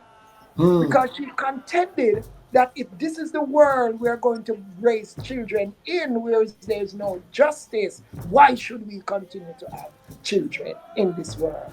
And we have to also note that His Majesty is the first head of state to address an international body. You know what I mean? So it was unprecedented. when you read about, you know, the American president advising, "No, Your Majesty, you should not have gone. No, you should not go to the league. It is not in proper order." For His Majesty said, "It is only I who can address this situation as emperor." So His Majesty addressed both the league and the UN, and the capacity in which him addressed these two world bodies. I say God was at the conference table. yes, And I. the nations of the world did not listen to him, And that is why we have these wars continuing up until this day. And we see Ethiopia going through a serious crisis of uncertainty from 1974 up until now. The 17 years of blood terror rule from the Mengistu regime, followed by the other rulers, up to present day, unsettledness like a roller coaster ride. It all happened because they fly in the face of the Lion of Judah. How can you, a king that received such high honors, his own constitution said the person of the emperor is sacred, his dignity is inviolable and his power undisputable, and whoever think to injure the person of the emperor shall be punished by death. So you know, come up against the Lion of Judah like that. And he also said Ethiopia must never be divided by tribal lines, and they did just that. They did just that. He was against tribalism, what His Majesty did when he established his parliament. He take a man from Clarendon, and a man from St. Catherine, and another leader from over St. James, and one from St. Elizabeth. So he took leaders from all the different provinces. So you can't say we're impartial or biased. He broadened the scope. And if him find a man over St. Catherine when not really academically inclined for the office, you know him though? And get a bright youngster like Kwasi beside him. To help guide him along the way until he could have picked up. That was how His Majesty was strategic. Ensuring that governance, and he never wanted the bad mind thing, and he knew how his people's thoughts were, so he did the best in terms of governance for his people. Who is like unto thee, O Haile Selassie the First? I'm over happy now, the Jazzmark, that I'm seeing members of the imperial family coming out, writing books, doing documentaries, you know, on their grandfather, their great-granduncle, and writing, because it's time the Ethiopians start to speak. You know, they have been through turmoil, you know, as I said in one of my chants. I wrote that in 1974, the Marxist Mengistu regime reigned 17 years of blood terror on the people of Ethiopia. 59 ministers of government, including members of the imperial family, were killed and imprisoned. We know the royal family went through hell. They went through turmoil. They had to go in exile. Some were in prison, some were killed. Now, those who are remaining out, some are in Ethiopia, some are in the West. You know, we met some of them in Washington. They're all over, California, all over. We're saying it's time they start to write about their august father. Them don't have to see him the way we see him, you know, because you see, where we see Haile Selassie, it was revealed to us. And if you have not got this book, which is Haile Selassie, Ethiopia, the foreword was written by Prince Ermias, you know, and also Dr. Akililu, who was the head of Haile Selassie University during His Majesty reign, and they both read the book and were kind enough to write a foreword. So the Ethiopians are starting to embrace their legacy in terms of the emperor and be more upfront, because at one time they were very hesitant to speak, you know what I mean? Yes, because so many lies were told about the emperor. You know? Yes.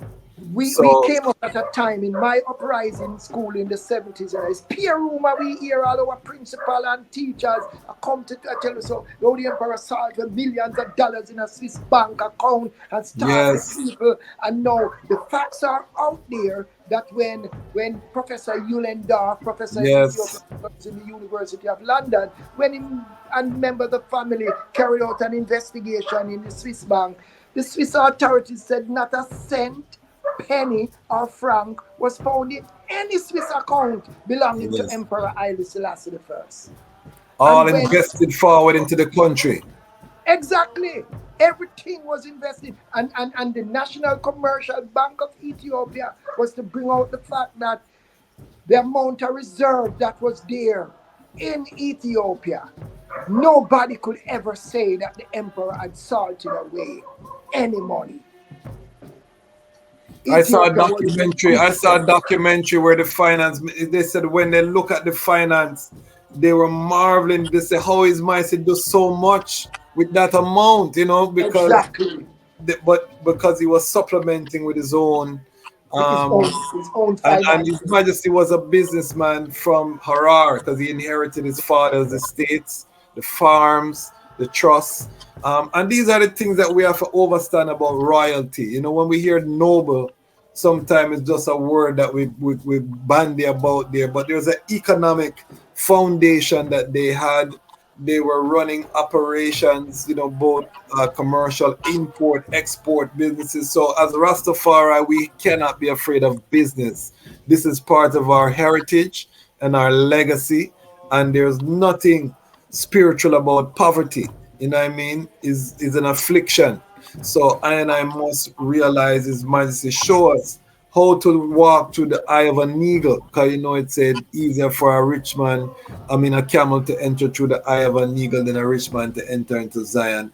His Majesty show us that narrow path of how to trod with wealth and still enter the gates. You know what I mean? So Yeah, we of have course. that example of giving and all these things. But I just want the eye to say some final words on about coronation, and then I want the eye to seal us out with a little yarn because you have some rewriting in terms of the all nation after bow. And if you can do a little piece of that part there. No, Um, the judgment, man. You have to play something from Ark of the Covenant, all nation okay, after okay. Send a it to song I. Send like it to I. Anything you want to play, just send it on, and we play it as part of the episode. You because know. I thought you would have had that in the background, Yes. thumping our nation at the bow and crowning King of Kings. The judgment, you know, coming up as a Bingley youth now, you know, we saw many of our chants were adopted from traditional churches. I was of the view that as Rastafari, we must write our own story. We must sing our own songs. We must write our own hymnals. That makes us independent. Build our own institution. Yeah? Create our own garment. We want food. We want word sound. We want everything as an independent people. I felt that the Nyahbinghi order was too dependent on adapting chants, you know. And it was my mom who brought it to my attention. One day we come from Bingi and was chanting, I, I, I, I, I,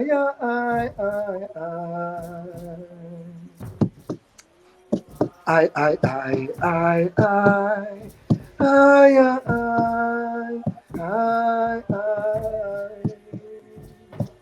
So while we did a chant that and the tape a play, we hear our mother come around the corner. There is a green hill far away. So we say, wait, where you know this chant you from? She said, then wait, when we usually carry on go church, we never usually sing them song. Yeah. We say, yeah. She said, yeah. And then she try to chant again. Without a city wall. It's like we say, wait, hold on, stop the tape. So you tell me say that well this where we are where the elders them say I too. Is that song will come from the church? You know, say I was disappointed. Because I felt that, you know, coming out of Babylon, coming out of a church system, and coming into Rastafari, we would have been singing our own praise song. Yes. But that melody was a nice melody, and up to now we still chant it because we put our own words and we change the words from how it was written to suit our own spiritual reality. But then I went deep in thought and said, we need to write our own praise song. Yes. I remember 1980 for the Golden Jubilee as a young man. 1980, I was about 22 years old. And I wrote a chant that said, Hosanna, Hosanna, unto the King of Kings. Yeah, man. Chanting Hosanna, Hosanna, unto the Lord of Lords. Now, having written that chant now as a young man, oh, me I go bring this to the Bingi amidst Bongo Tani, Bongo Biga, Bongo Wato, Bongo Chefan, Bongo Time, Bongo Pool, Bongo Derminite, these great elders, Mama Bubbles, that died. No, you as a young man going go into the congregation, go rise a song where the congregation don't know. So we had a plan because I had my brothers, Ras Ivi, and my empress, and we had other brethren that we went to be with. We sat down together in our little tent, in our little area, and was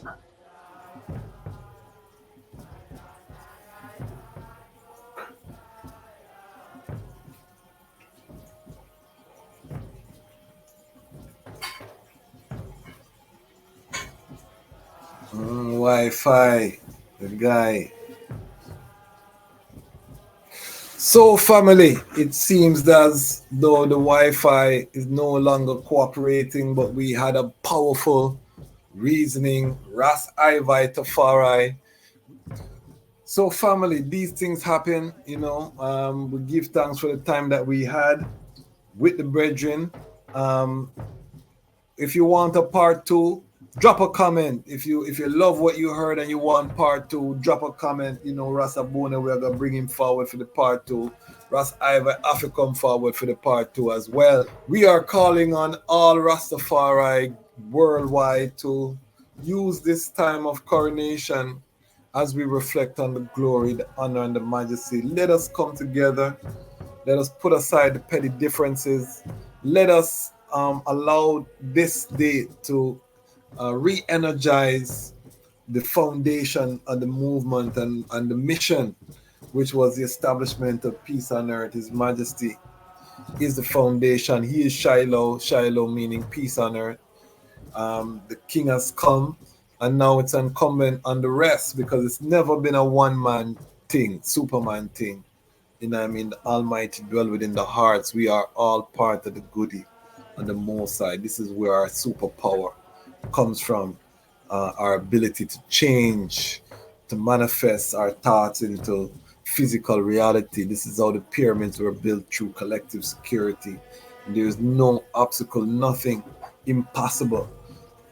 Even the angels, you know, fear man because of what we can do when we come together. So let us come together, brethren and sistren, around creation, and you know, let us glorify Haile Selassie through the works, because the world still has not seen the full magnitude of the power. And this is why we are going to use that power to power this platform to heights never before attained within the movement, within the liberty, within the Pan-African family, because we know that that power is there. Others have tapped into it, but we are going to harness that divine power here on the Lion's Voice Network. Why? Because the time has come for the lions to tell our own story. And this is the Lion's Voice. Lion Voice.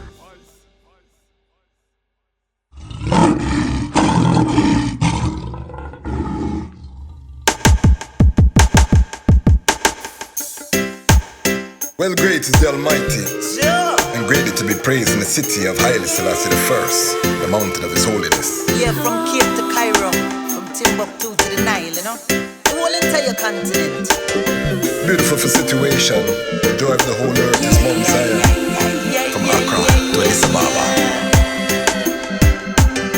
Yes, it's a beautiful continent, better control, mama. Very beautiful. From Cape to Cairo, from Timbuktu to the Nile, I smile for Mama.